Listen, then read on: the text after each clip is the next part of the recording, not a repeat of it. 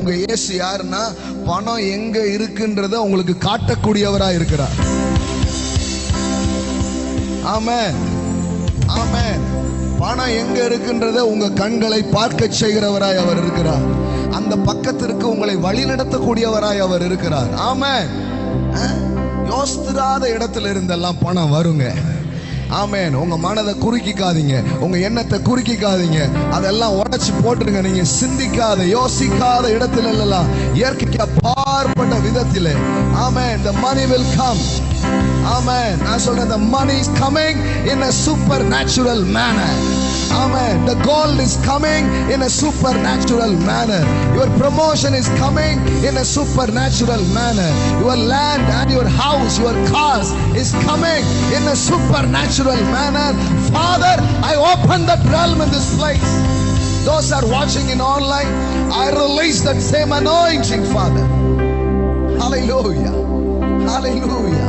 Rebana sete lebre ho sete lebre. Hallelujah. Amen. Bless you, my sister. Hallelujah. Bless you, my sister.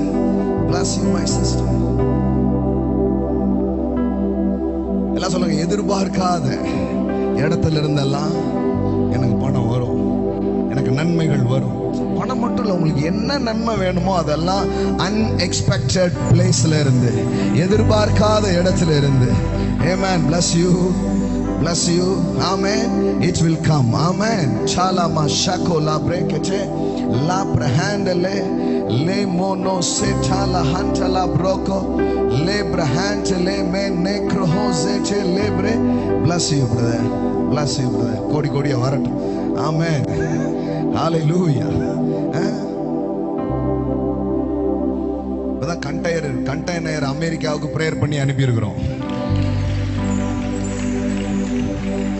போன வாரம் Sunday தான் prayer பண்ணி பெரிய container என்ன பண்ணியிருக்கிறோம், அனுப்பிக்கிறோம். அந்த மாதிரி போன கண்டெய்னர்ல பணம் டாலரா வரட்டும். ஆமென், ஆமென். ஹல்லேலூயா. பல நாட்டு பணம் உங்க கையில வருங்க.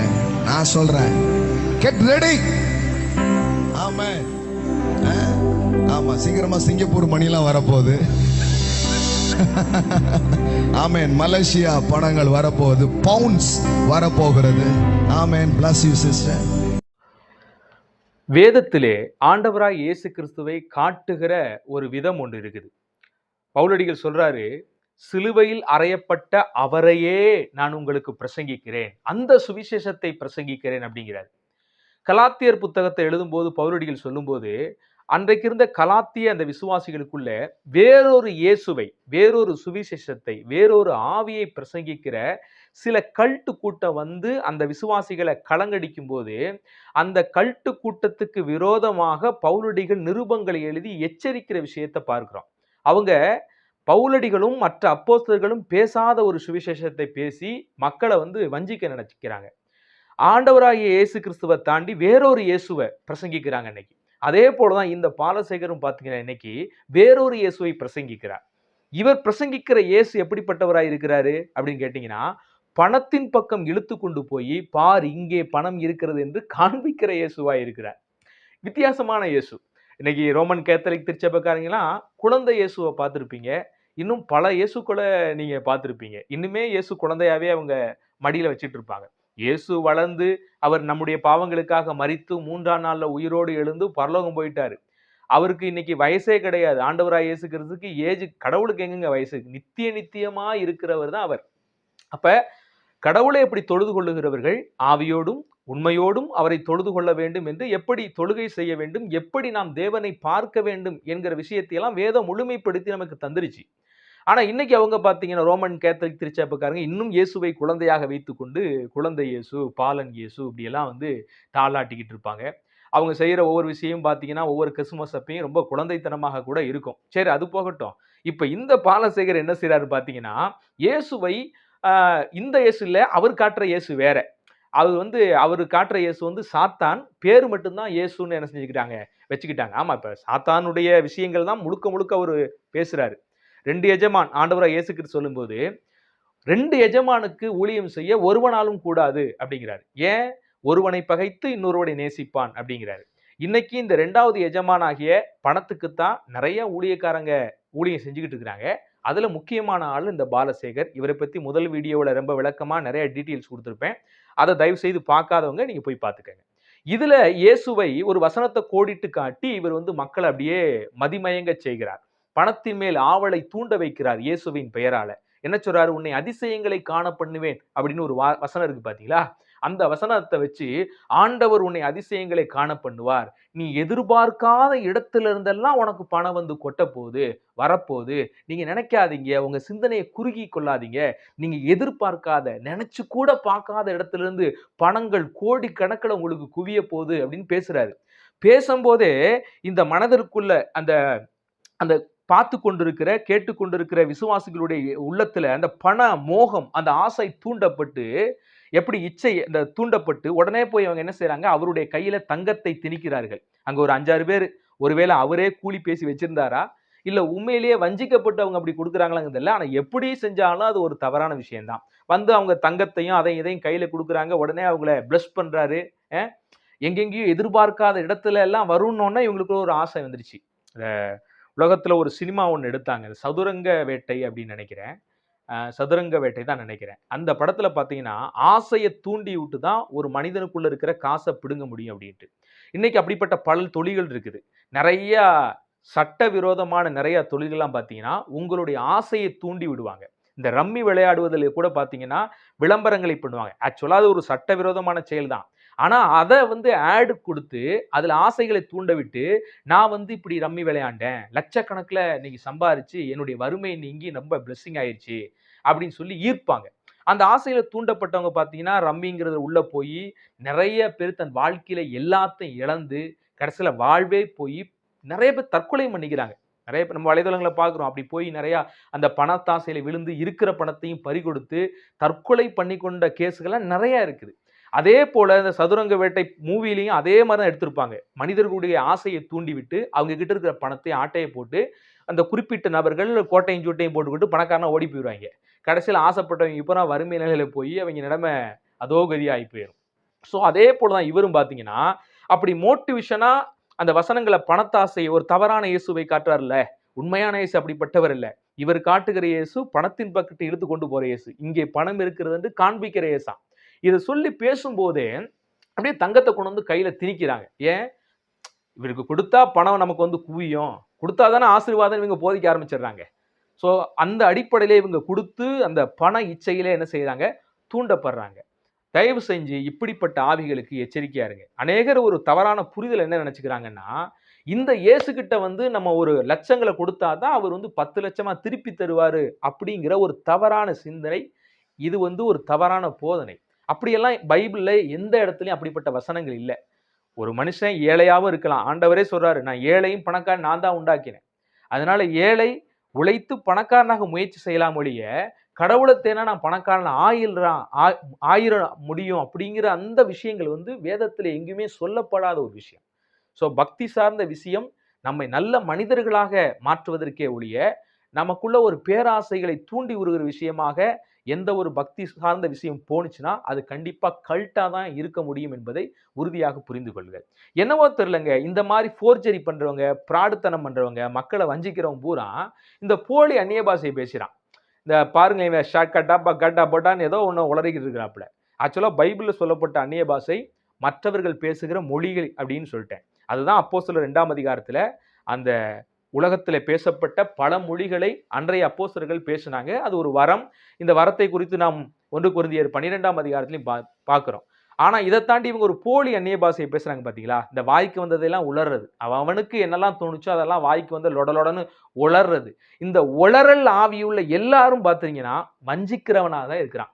நான் ஒரு எச்சரிப்பை உங்களுக்கு சொல்லிடுறேன். யாராவது இந்த போலித்தனமான உளர் அந்நிய பாஷையை பேசுறாங்களோ அவங்களை குறித்து தயவு செஞ்சு எச்சரிக்கையா இருக்கு. இந்த வீடியோவில் இன்னும் பாலசேகர் ஒரு முக்கியமான விஷயத்தை பேசுறாரு. எங்கெங்கயோ இருந்து பணம் வரப்போதான், அதுல அமெரிக்காவுக்கு ஒரு கண்டெய்னர் இவர் ஜெபம் பண்ணி அனுப்பி இருக்கிறாராம். அங்க இருந்து டாலர்களே அந்த கண்டெய்னர் அள்ளி கொண்டு வரப்போகிறது பாருங்க. இன்னும் எங்கெங்கயோ இருந்து மலேசியாவில இருந்து, சிங்கப்பூர்ல இருந்து பணங்கள் வரப்போகுது, பவுண்டுல வரப்போகுது அப்படின்லாம் அள்ளி விடுறாரு. காசா பணமா போய் அள்ளி விடுறாரு. நம்ம பைபிள்ல தான் பார்ப்போம்.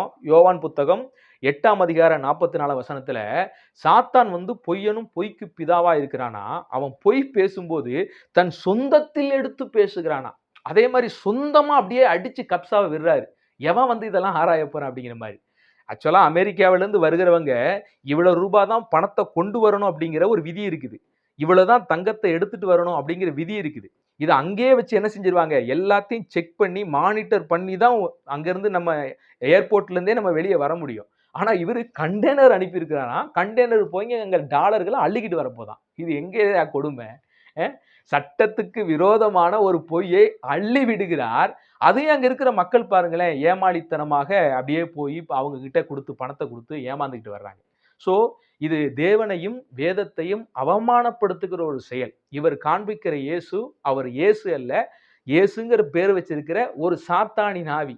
அதனால தயவு செய்து பாலசேகர் மாத்திரமல்ல, பாலசேகரை போன்ற அநேகர் இப்படிப்பட்ட இன்றைய நாட்களிலே கள்ள போதகர்கள் எழும்பி அநேகரை வஞ்சித்து கொண்டிருக்கிறாங்க.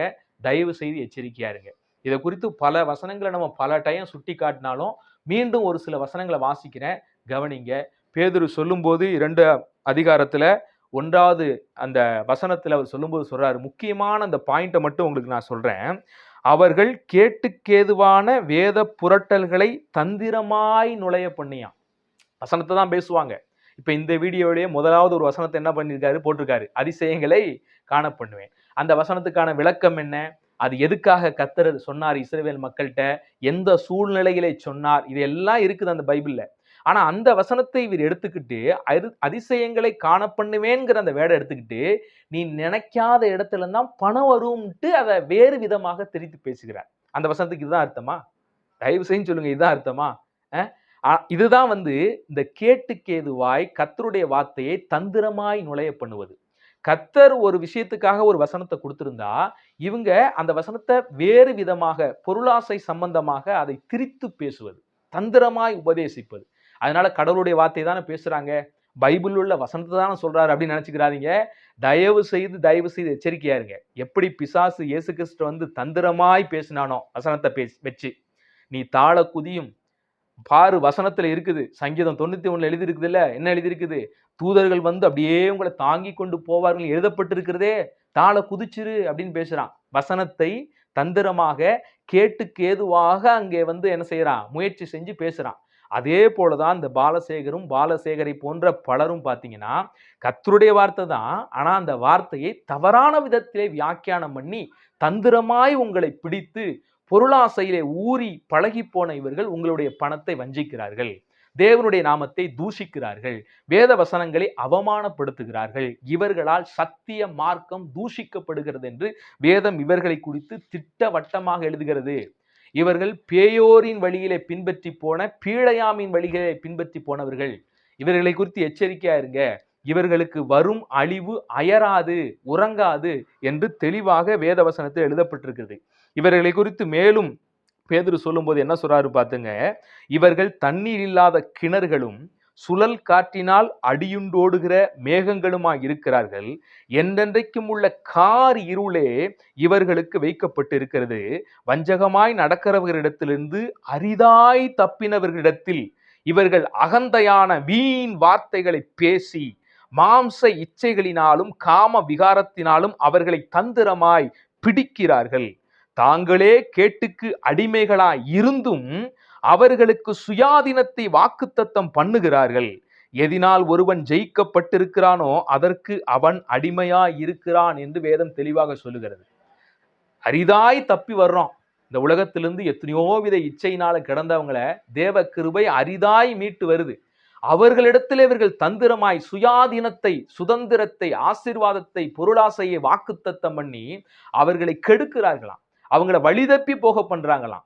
எப்படி ஒரு நாய் தன் கக்கினதை திரும்ப திங்குமோ, கழுவப்பட்ட பன்றி திரும்ப எப்படி சேற்றுக்கு திரும்புமோ, இவர்களும் மீண்டுமாக உலகத்துக்குள்ள மக்கள் அனுப்புறாங்க.